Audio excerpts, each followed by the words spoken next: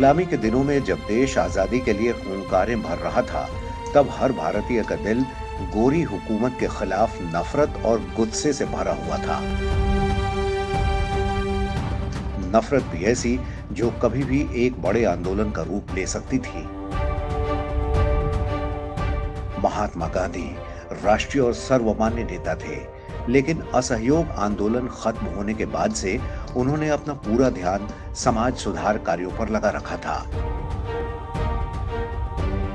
एक तरह से वे सक्रिय राजनीति से दूर हो गए थे, लेकिन जब वो अंग्रेजों के थोपे हुए नमक कर के खिलाफ आंदोलन में सक्रिय हुए, तब उन्होंने न केवल ब्रिटिश सरकार की बल्कि पूरी दुनिया की आत्मा को झकझोर दिया। दरअसल ब्रिटिश सरकार ने उस वक्त किसी भी भारतीय को नमक इकट्ठा करने, बनाने या बेचने पर रोक लगा रखी थी। नमक बनाने पर ब्रिटिश सरकार का एक अधिकार था। भारतीयों को नमक अंग्रेजों से खरीदना पड़ता था और बिना टैक्स दिए किसी को भी नमक नहीं मिलता था। हालांकि उस वक्त नमक के अलावा चाय, कपड़ा आदि पर भी ब्रिटिश हुकूमत का एक अधिकार था, लेकिन महात्मा गांधी का मानना था कि नमक पर हर भारतीय का हक है।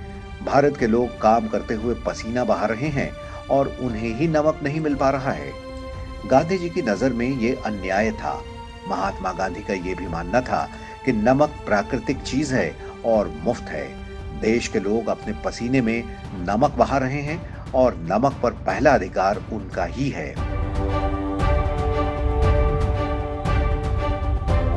अंग्रेजों के इस काले कानून को तोड़ने के लिए महात्मा गांधी ने अहमदाबाद स्थित साबरमती आश्रम से नवासारी जिले के दांडी तक मार्च करने और समुद्र से नमक बनाने का फैसला किया।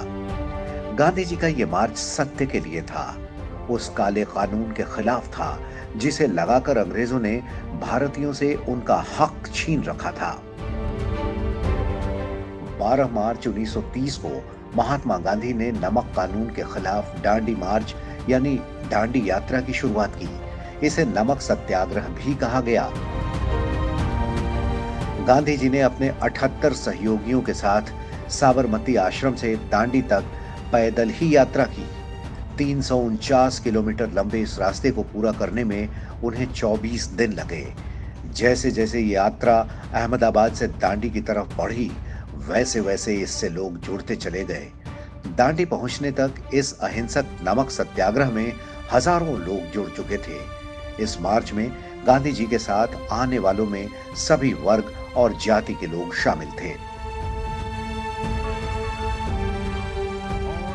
अरब सागर के तटीय इलाके पर बसा दांडी ऐतिहासिक पलों का गवाह बनने वाला था।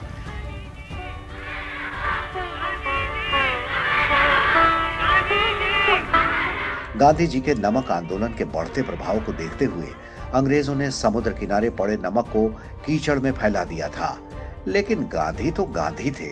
उन्होंने उसी कीचड़ से सने नमक से अंग्रेजों को सबक सिखाया।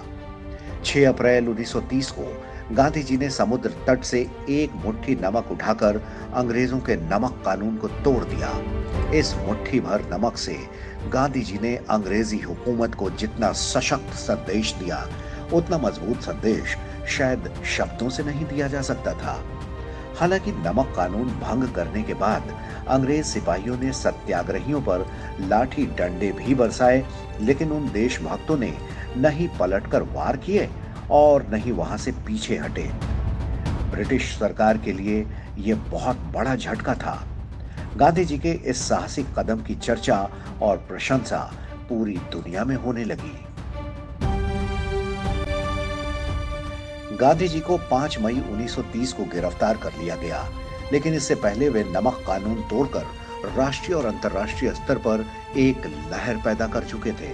उस समय अमेरिका की मशहूर पत्रिका टाइम ने 31 मार्च 1930 के अंक में गांधी जी की तस्वीर छापी थी। यही नहीं, साल 2011 में टाइम पत्रिका ने महात्मा गांधी के दांडी मार्च को दुनिया को बदल देने वाले 10 महत्वपूर्ण आंदोलनों की सूची में दूसरे स्थान पर रखा। नमक सत्याग्रह ने पूरे देश में अंग्रेजों के खिलाफ व्यापक जन संघर्ष को जन्म दे दिया।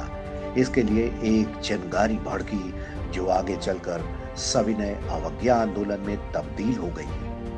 Bureau report.